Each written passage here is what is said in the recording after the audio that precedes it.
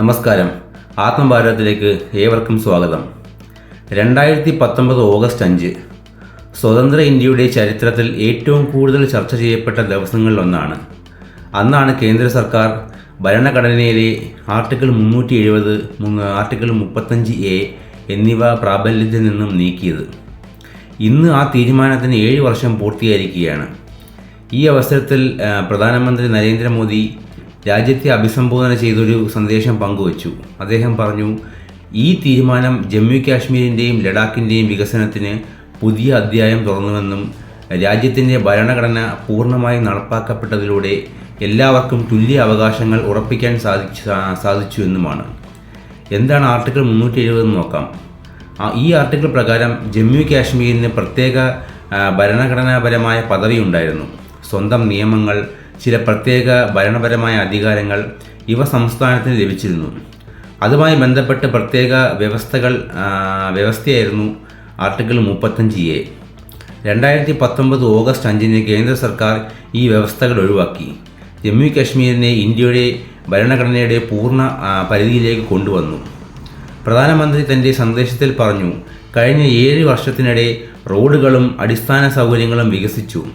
വിദ്യാഭ്യാസ മേഖലയിൽ കൂടുതൽ അവസരങ്ങൾ ലഭിച്ചു. ആരോഗ്യ സേവനങ്ങൾ മെച്ചപ്പെട്ടു.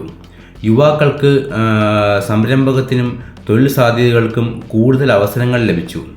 കായിക മേഖലയിൽ മുന്നേറ്റമുണ്ടായി. അദ്ദേഹത്തിൻ്റെ അഭിപ്രായത്തിൽ മുമ്പ് ചില വിഭാഗങ്ങൾക്ക് ലഭിക്കാതിരുന്ന ഭരണഘടനാപരമായ അവകാശങ്ങൾ ഇപ്പോൾ എല്ലാവർക്കും ലഭ്യമാകുന്നു എന്ന സാഹചര്യവും രൂപപ്പെട്ടു.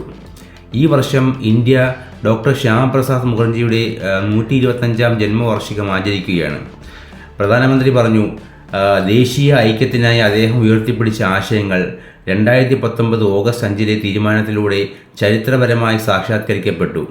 ഒരു രാജ്യം, ഒരു ഭരണഘടന എന്ന ആശയം അദ്ദേഹം ജീവിതകാലം മുഴുവൻ മുമ്പോട്ട് വച്ചിരുന്നു. വീണ്ടും അദ്ദേഹം ആവർത്തിച്ചു, വികസിത ഭാരതം 2047 എന്ന ലക്ഷ്യം കൈവരിക്കണമെങ്കിൽ ജമ്മു കാശ്മീരും ലഡാക്കും അതിൻ്റെ പ്രധാന പങ്കാളികളായിരിക്കണം. ഓരോ യുവാവിനും, ഓരോ സ്ത്രീക്കും, ഓരോ കുടുംബത്തിനും വലിയ സ്വപ്നങ്ങൾ കാണാനും അത് യാഥാർത്ഥ്യമാക്കാനും അവസരം ലഭിക്കണം. ആർട്ടിക്കിൾ 370 നീക്കം ചെയ്ത തീരുമാനം ഇന്ത്യയിലെ രാഷ്ട്രീയ ചരിത്രത്തിലെ ഏറ്റവും കൂടുതൽ ചർച്ച ചെയ്യപ്പെട്ട തീരുമാനങ്ങളിലൊന്നാണ്. പിന്തുണയ്ക്കുന്നവർ പറയുന്നത് ഇത് ദേശീയ ഐക്യത്തിനും വികസനത്തിനും ഭരണഘടനാപരമായ സമത്വത്തിനും സഹായകമായി എന്നാണ്.